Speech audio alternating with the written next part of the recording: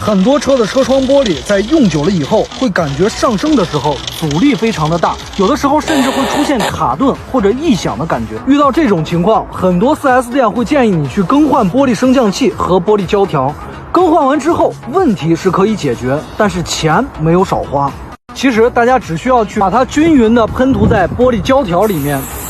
把胶条里面的灰尘清理干净，问题就可以解决。